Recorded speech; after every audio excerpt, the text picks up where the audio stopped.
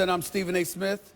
I'm here with yours truly, Brian Winters. He's sitting right next to me. Lots of stuff to get into. The league was on the phone all day today, talking to its owners, Commissioner Adam Silver, and of course, the 30 owners or so. What can you tell us about what transpired today? Yeah, there's really kind of two things going on right now, Stephen A. One is they've got to have immediate planning for how they're going to handle the next few days, because obviously we're seeing all of these fans taken out of arenas.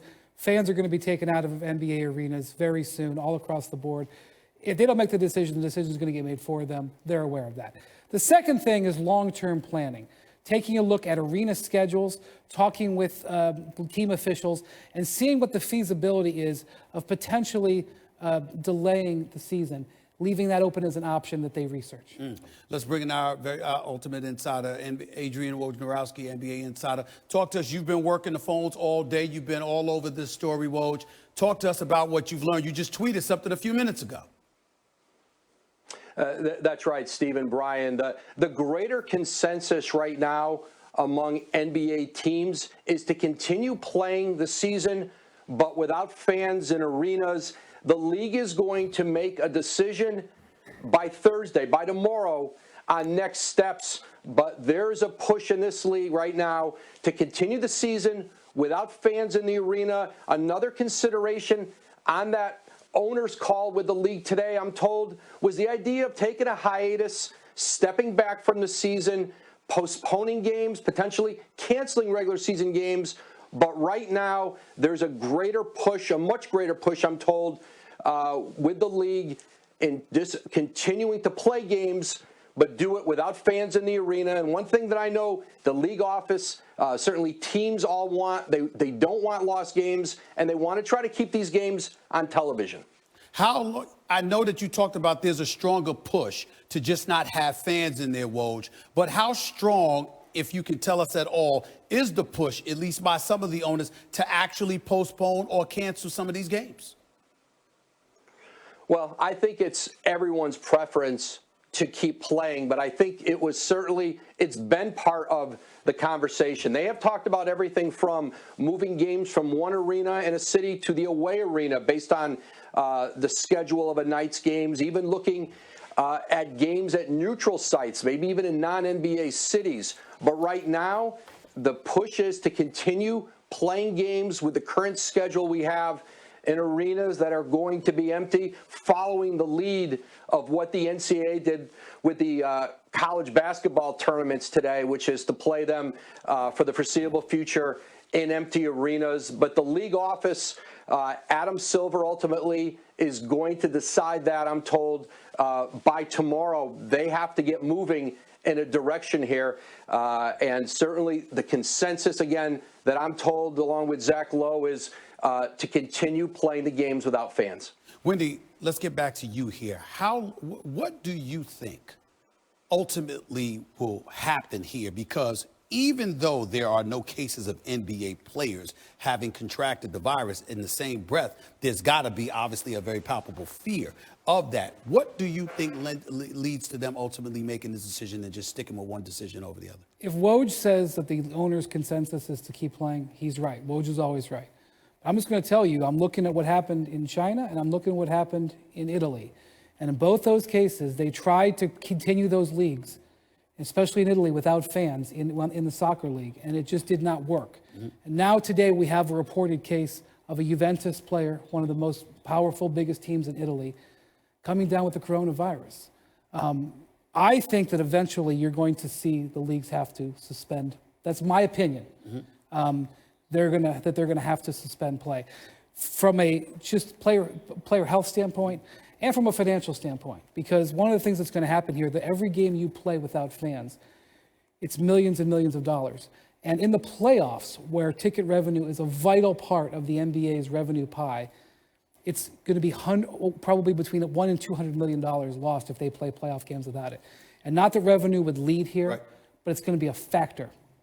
Woj, Adam Silver is the commissioner of the National Basketball Association. Do you anticipate him making this call or ultimately putting it to a vote? I know he had conversations with league owners, but is this going to simply come down to the commissioner making a call, or is he going to look for the owners to vote on it? What can you tell us about that? I think Stephen, somewhere in between that with Adam Silver. I don't know that there's a specific vote here, but part of what he wanted to do today was to hear his owners out in a group setting. There's been a lot of one-off conversation, certainly recently, but in the end, this is the commissioner's decision, and he's got to make it in partnership, not just with the other owners.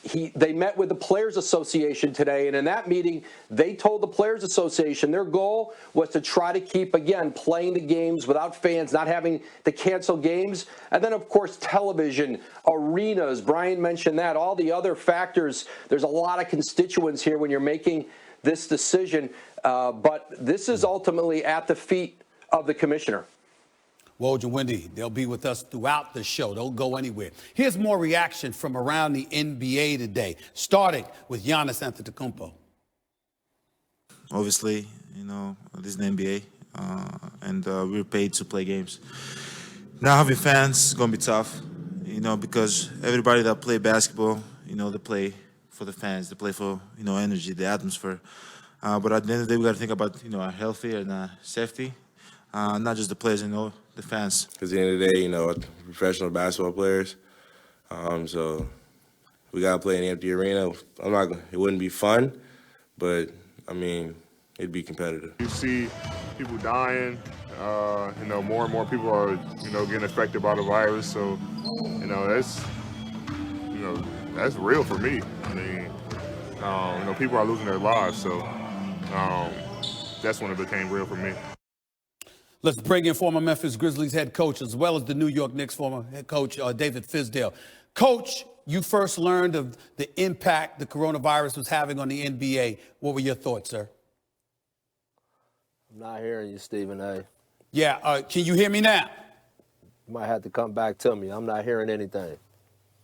All right, we'll get back to you. We're having some technical difficulties. We'll definitely get back to y'all in a few minutes. Coming up, we'll get you set. It's courtside from the big game in Dallas. And Tom, obviously the games are going on tonight, including right where you are. I know you've been watching and monitoring the situation. What can you tell us about the reaction there to possibly having to play games in empty arenas? Sage, that in essence, this could be an effective snapshot in time of the future to come, meaning right now, players in the earliest stages of shoot-around for the upcoming game tonight between the Nuggets and the Mavericks, fewer than 100 people around the court right now, the vast majority of them essential personnel. And you could hear, as players and staff discuss, open wonderment about whether this is what it will be like, where you can hear the ball echo, where you can hear chatter reach to the upper reaches of the bowls because there are no fans around. The context here, consider the Dallas Mavericks have the longest sellout streak in NBA history, dating all the way back to 2001, more than 800 games. That sellout streak will remain intact tonight, but Mark Cuban did come out and he suggested that the oldest fans in their fan base and those who perhaps might be compromised in terms of their health right now not come to the game. It'll be fascinating to see what the atmosphere is like. Players wondering just as much as the rest of us where this will trend. Obviously, Tom, it's the players, it's the teams, but how about those workers? How about the vendors, people who are living paycheck to paycheck so often? So this obviously runs quite deep. We shall see what happens again tonight. A lot of big games going on as scheduled. Tom Rinaldi live in Dallas. Thank you. Kevin, over to you. Sage, thank you. Tim Legler joining us. Now, we heard Jay Billis talk about it, and as well as Sean Farnham talk about it with college players, right? With the tournament next week and not playing in front of fans. As a professional player, you can give me that perspective of what's it like, because the Warriors are going to do that tomorrow night against the Nets. What's it like, the mental aspect of having potentially no fans in a stadium that seats about 18 to 19,000? A similar effect. And people can think just because you're getting a paycheck that means, oh, you're a professional, you're going to show up and the job's going to look the same. No, it's not. Not in that situation, because it's going to be sloppy. Because what the crowd does and what the energy in the building does, it makes everything sharper. It makes every cut sharper. It makes your attention to detail sharper. It makes your focus so much sharper when you shoot a basketball. So to think about playing in an arena without NBA fans, without any energy created there whatsoever, obviously it's not something I ever did. So it's almost impossible for me to really know what the effect is. But I just think about the adrenaline rush that I had every single time I stepped on a court in a college game or professional game, and not having that adrenaline there. even though it feels like it's a real game because the officials are there. You know, teams all have their uniforms on. This isn't a pickup game like in the summer. This is an official game in an arena with no one there to watch, no energy created. I can't really say, Kevin, because I've never had to do it, but I can't imagine that that's something that's going to lead to a very good product. Okay, then.